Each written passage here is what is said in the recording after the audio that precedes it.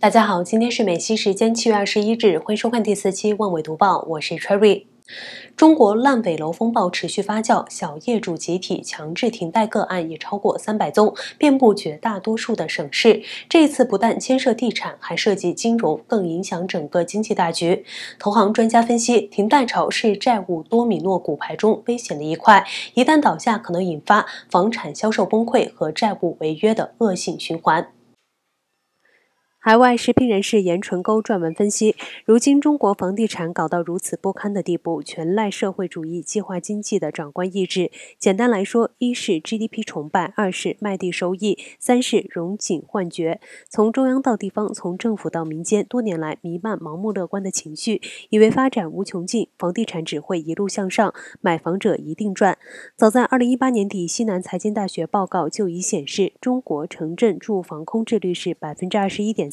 空置房屋数量至少有1.3亿套，每套只做2人居住计算，足供2.6亿人居住。如此的供求关系还怎么热下去？文章写道，中共管经济的官员岂不知道房地产过热，但压抑房地产即产生对整体经济的冷却作用，财政收入缩水，发展成空言， GDP 下落，人民失信心，于是保8保7保6保5一路往下，就是不肯对房地产下重手，直至形势越发不妙，危及银行体系，中共才推出3条红线限制地产商。不料如此一来，却将本已病入膏肓的地产商直接推入油锅。面对地产商大量烂尾楼，小业主焦头烂额，本来个人势单力薄，对付不了大财团，不料有人突想到集体聚供的主意，当场形势翻转，小业主人多势众，站在维权高地，地产商望风披靡，政府无钱大包揽，又怕引起民愤，骑虎难下，不知如何收场。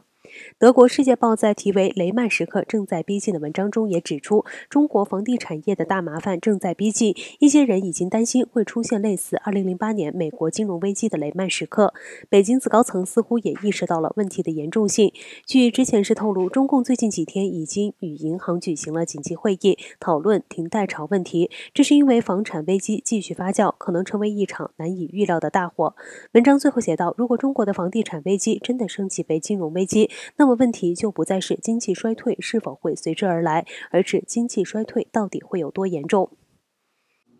今年5月，中共商飞完成了可交付用户的首架 C919 飞机的试飞。尽管中共官方宣称已收到28家客户的订单，但专家分析，据信几乎所有订单来自中国国内，而 C919 燃油效率较低的缺陷，使其接下来难以和波音和空客争夺国际市场。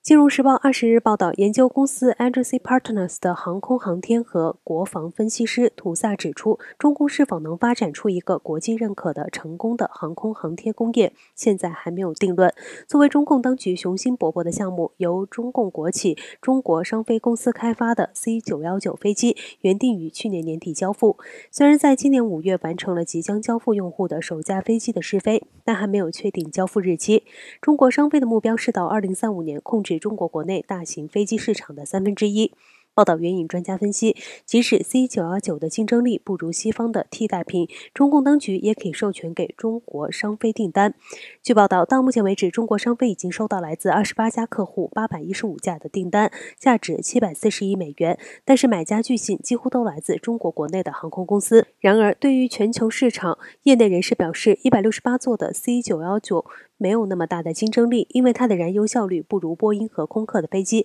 将很难把国际买家从这2家飞机制造巨头那里吸引过来。空客表示，尽管中国国内需求的某些部分将由 C919 飞机来满足，但在国际上，中国商飞缺乏对空客和波音双头垄断构成威胁的基础设施和投资。此外，无法忽视的是 ，C919 的关键部件依赖外国 ，C919 依靠西方公司生产其最复杂的零件，包括有飞机心脏之称的发动机。这意味着，尽管飞机及一些部件是由中国的装配线生产的，但该公司依然依赖于西方公司的知识产权和售后服务。如果北京与西方国家的关系恶化，俄罗斯的例子或许会让中共意识到将会面临怎样的后果。因此，在中共与西方关系不稳定的情况下，中国商飞是否能确保从西方获得制造 C919 所需关键部件以及售后服务，这也是国际买家不得不考虑的另一个关键因素之一。报道援引专家们的话说，中国产第一架客机 C919 提醒人们，中共的民用航空业落后西方几十年，且严重依赖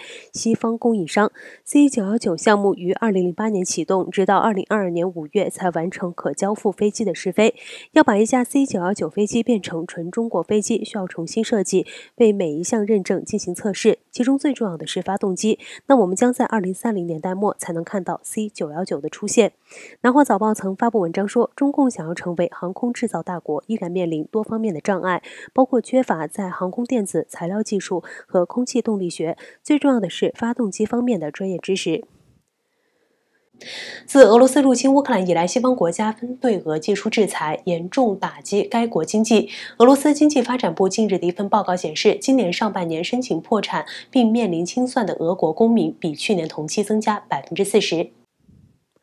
据 CNN 21日报道，俄罗斯经济发展部发布报告指出，2022年1月至6月，有121313名俄国公民申请破产并清算资产以偿还债务，其中以首都莫斯科最多，有超过6000人宣布破产，比去年同期增加37.8%。该部官员尤赫宁直言，总的来说，公民破产的数量已经达到了一定规模的水准。报道称，虽然俄公民个人破产申请显著增加，与俄国入侵乌国没有明确联系，但俄国2月24日以来已经看到许多备受瞩目的国际企业集团终止在该国的业务或切断业务联系。与此同时，俄国也受到美国、欧盟、日本等国政府的资产冻结制裁。此外，据美国最高情报官员的公开评估，俄罗斯总统普京似乎已经沉迷于自己的神话和夸张的想象，征服乌克兰的愿望挥之不去，无论付出多么高昂的代价。当地时间21日，俄罗斯军队再次对乌克兰城市进行远程攻击。乌克兰官员21日说，俄军炮击最多数地区，包括乌克兰第2大城市哈尔科夫。在俄军恢复炮击和导弹袭击前一天，俄罗斯外长谢尔盖·拉夫罗夫宣称，由于美国和其他西方国家向乌克兰不断运送武器，俄罗斯想要把行动范围扩大。拉夫罗夫称，现在不再是顿涅茨克和卢甘斯克了，是赫尔松、扎波罗热和其他几处领土。然而，西方情报官员对俄罗斯落实威胁的能力表示怀疑。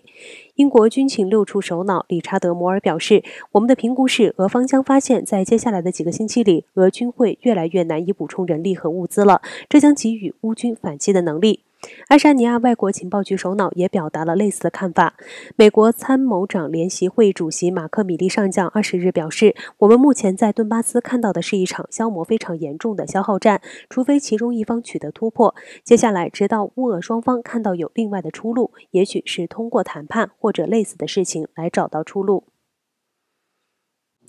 在中国人气爆棚但争议不断的滑雪运动员谷爱凌日前在美国获得体育界大奖，不料再次引发了美中两国网友的唇枪舌战。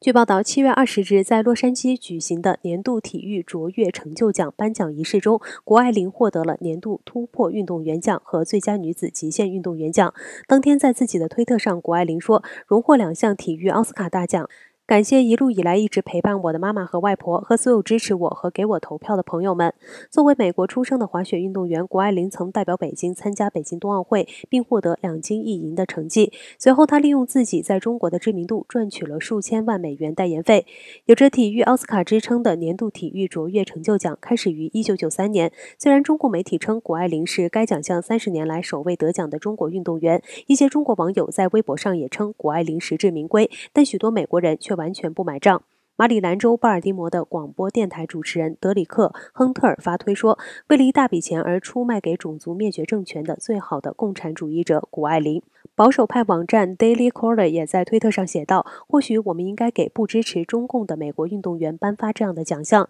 有美国网友直言，颁奖前至少应该先让谷爱凌自己说清楚，到底是美国人还是中國人。千呼萬喚，萬維 TV 終於為廣大粵語觀眾朋友們增設粵語新頻道。大家好，歡迎收睇今期嘅萬維讀報，我係 Serena。用粵語陪你見證世界局勢風雲，緊貼即時熱點新聞，世界面面觀。星期二到星期六粵語新聞定時放送，萬維 TV 粵語台和你深入閱讀世界脈動。粵語新頻道的鏈接就在下方，歡迎大家前往觀看和訂閱。好了，以上是本期望纬读报的全部内容，感谢大家的收看，我是 Cherry。如果你喜欢我们的节目，欢迎您点赞和转发我们的视频，我们下期节目再会。